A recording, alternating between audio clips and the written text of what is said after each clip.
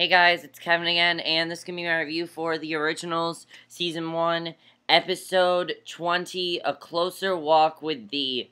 And, oh my god, guys, this episode was amazing. It really was, because, the reason this episode was amazing is because this kind of was just an episode where we're really starting to build stuff up, and I love that about this episode. There's a lot that's happening in this episode. There's a lot that's going on in this episode. There was a lot that happened in this episode.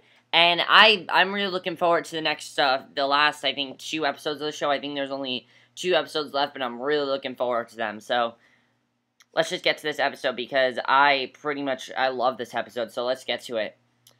Basically, we are seeing in the beginning that Marcel is dressing Kieran for his funeral. He combs his hair, ties his shoes and his tie. Mourners file past his open coffin, and Cammie's among them. She takes a seat in the front row. Francesca, Genevieve, Marcel, and others are there. Klaus walks in slowly down the middle aisle. Cammie looks back at him, stands as he approaches. She accepts a kiss on the cheek from him. The coffin's now closed. Klaus looks unsure and then approaches and opens the coffin. There's a baby inside, and it's smiling and cooing. Klaus smiles, says hi, reaches it up to pick the baby. Then a stake is stabbed through him. I knew this was a dream, because I'm like, the baby's not alive yet. And it's actually his dad, Mikeal, who greets him and calls him boy. And Klaus wakes up from the nightmare in a sweat. Now, because of what happened in this episode, I'm kind of wondering if this is actually going to happen, because there's something that happens in this episode that actually leads me to thinking that this could possibly come true, that this dream of his could end up coming true, because there's something, as I said, that happened.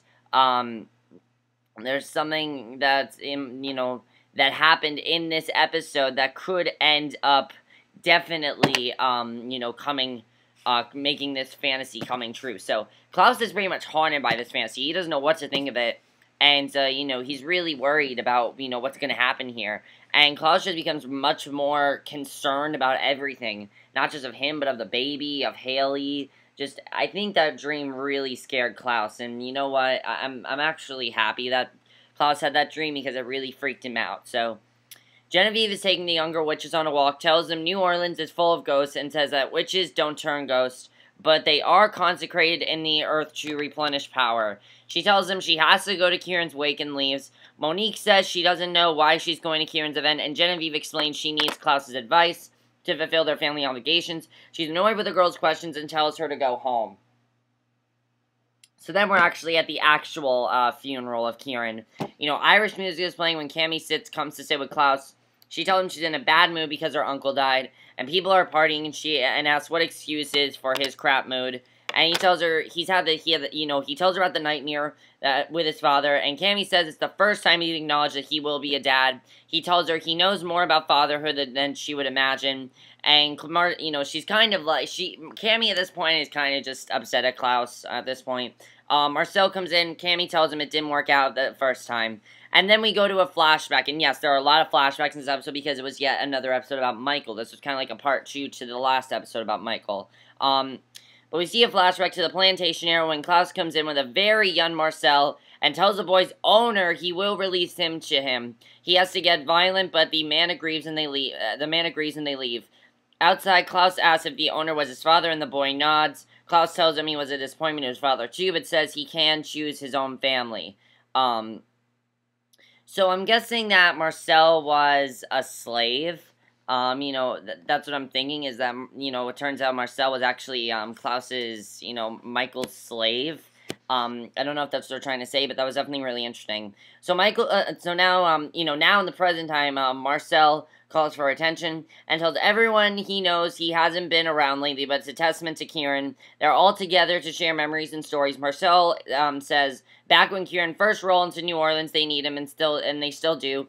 They all toast to Kieran's memory. Cammie heads in the kitchen, have a quiet moment of anguish alone, and Francesca follows her. She asks Cammie about Kieran's necklace key and says she heard it was missing, and that it was supposed to be left for her. Francesca introduces herself and says she needs the key to protect the people in New Orleans. Cammie says it must have fallen off during the circumstance that led to his untimely death, and she stomps out. So Hayley comes in and sits with Klaus and Elijah. Elijah tells her that Klaus is in a particularly foul mood. He's still, traumatized by that dream and everything.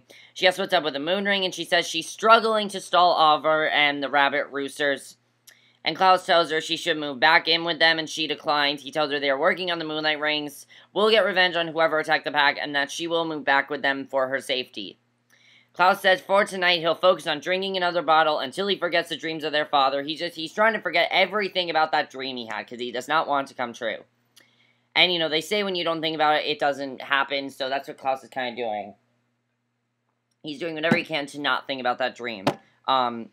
Elijah's very worried, though. He says he's also been dreaming Mikeal as well and thinks their enemies are attacking them in their sleep. So, Klaus says killing someone is the perfect way to punctuate a day of peace. They both look at Genevieve, and as they discuss this, they're sure that she is the one that's doing this to them. This is kind of like the Vampire Diaries when Seven and Elena were having those alternate reality dreams, except this time, these are like evil reality dreams. So I thought that was kind of interesting, kind of a parallel between the Vampire Diaries and the originals. So is this to say that Genevieve is that Genevieve could be a traveler, possibly? I don't know. I don't think she is, but we definitely know that, we knew that, what's her name? The one that died, I don't remember her name. Simone, what the fuck was her name? I can't remember. You guys know what I'm talking about. The one that they killed before. We found out that she was, we pretty much know that she's a traveler. So Genevieve could very well possibly be a traveler. Genevieve comes back to the witch shop, notices a presence that Klaus is there. She sighs and says he disappeared from the party. Elijah's there too, asks why she's tormenting them with visions of their father. And she denies it, and Klaus tells her to answer before he tears it out of her. And she says she can try to get them answers. Klaus grabs her by the neck, and she's like, I don't know what you're talking about. And Klaus basically thinks this is bullshit. He grabs her by the neck, tells her they have to go get answers, and they'll get answers and cooperation. So the younger witches are preparing to hold a silence, hold a seance, and Davina has Tim's violin and wants to call him.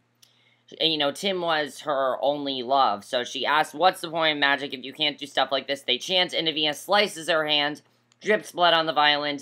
The lights go out. She turns and feels the wind. She sees a wind chime, touches it, and then feels a hand on her shoulder. She turns, and it's Mikeal. All the windows in the greenhouse blow out. And that was really surprising there. Cammy asks why Marcel is using his 24 hours back in the quarter to cough and sit with her instead of plotting. And, there's not too much going on in that scene. Genevieve comes back to the compound, tells Elijah that it's not just Mikeal, the dead are being torn away and the barrier between the other side and reality is thin. Klaus comes in, and she says he talked to Bonnie and said the same thing. And Elijah muses that, I'm glad that they did mention the Vampire Diaries in this episode, because, as we know, Bonnie is really the only character that can talk to the dead. So, Klaus does not exactly know what's going on here. Elijah muses that Mikeal's decided to spend his last hours before he moves into his final non-existence, tormenting them. And Klaus says the good news is he'll soon be gone for good.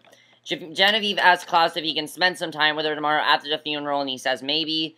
And she leaves, but isn't pleased with his lukewarm response.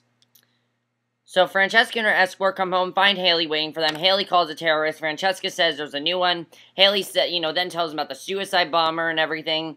And Francesca says her hands are clean. She says she cleared Jeff's debt as a courtesy. Francesca tells her she's lucky she's alive. She says if she wanted to target the wolves, she'd kill Hayley directly and wouldn't miss. Hayley leaves without the answer she wanted. Monique sees her go chant something, sticks a pin to some sort of object.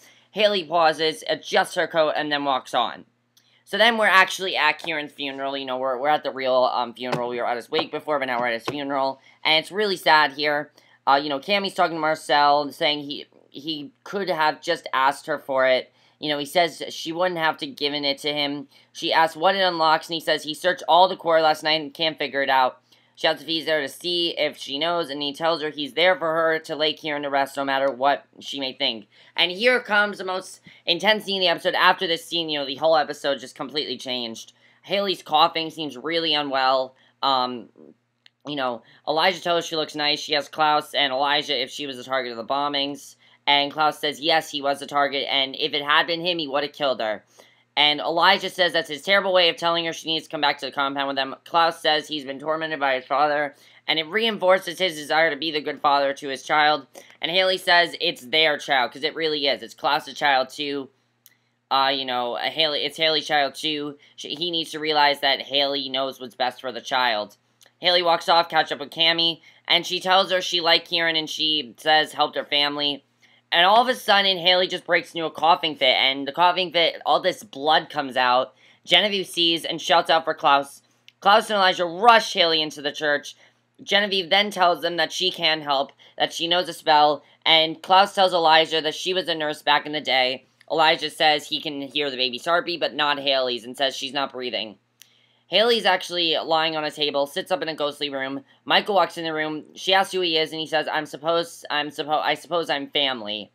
And at the family crypt, the priest reads scripture as the mason pile bricks up in the entrance. And Cammy walks away. Marcel follows. She stares at Sean's gravestone, says her family wouldn't let him be buried with the family.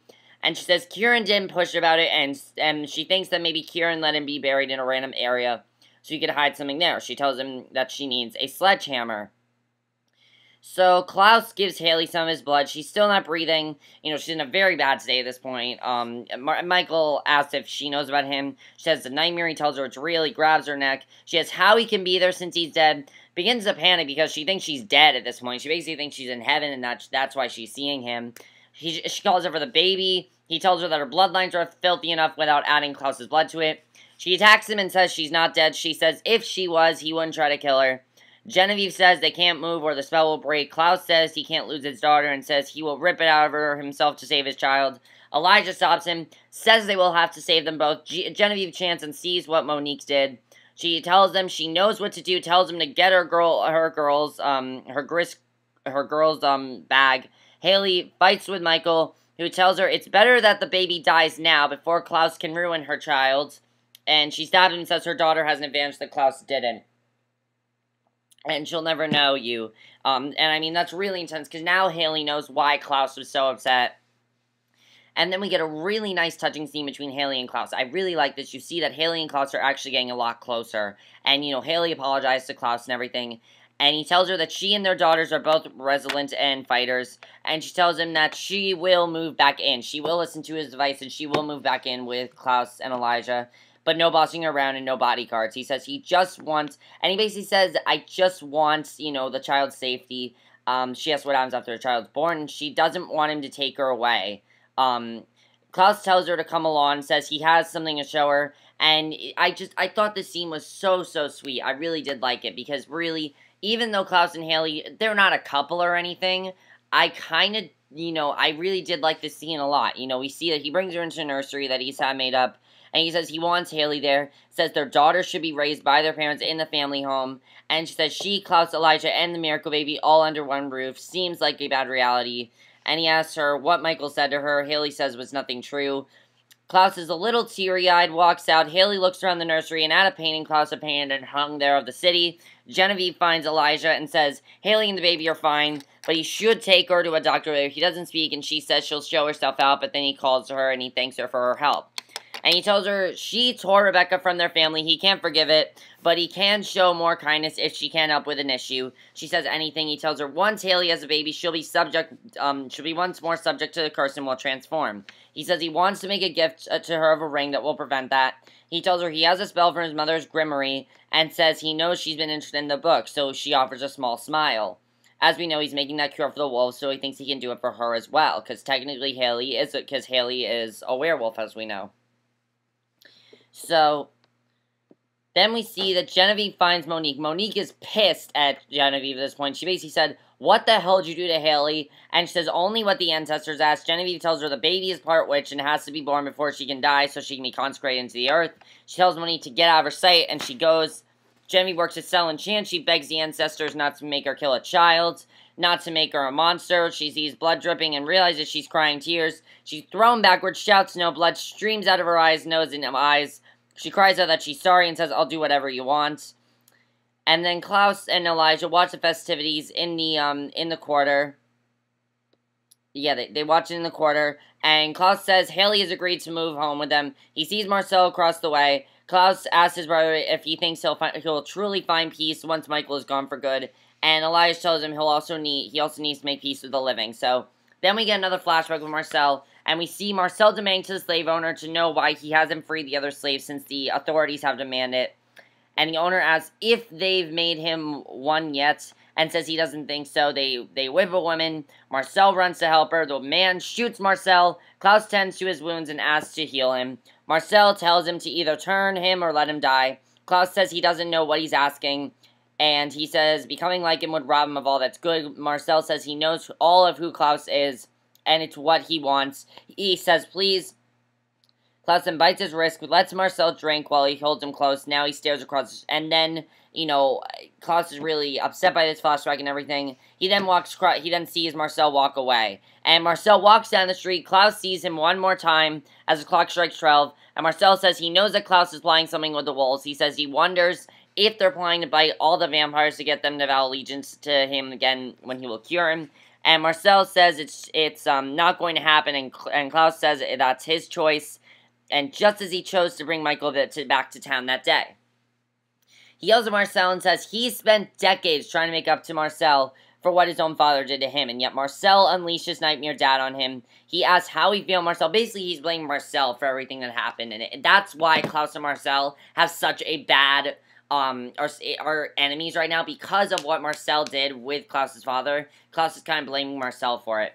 And then the very last scenes of the episode were very big. Elijah comes to Hayley, and she says if she died and someone threw a party, she'd be pissed. All season long, they've had all this chemistry. And we've all wanted them together. Well, guess what? She looks down, and he walks away. She calls his name, walks to him. She pulls him into a passionate embrace, and yes, finally they kiss. And they kiss, so maybe now Hayley and Elijah might finally be happening. And you know what? I think, yes, it does need to happen now. Because we clearly saw that Klaus and Hayley's not going to work out. Hayley and Elijah definitely is going to work out. The very last scene of the episode, though, I was very surprised. Davina's in the greenhouse. She sees her hands start bleeding through the Band-Aid. The wind chimes tingle. She asks if it's Tim, but it's Mikeal. And she asks who he is, and he tells her that her friend Tim has moved on. She's sorry for what his son did to him. And she says he's Klaus's father, and he says he's the only one who can get rid of Klaus forever.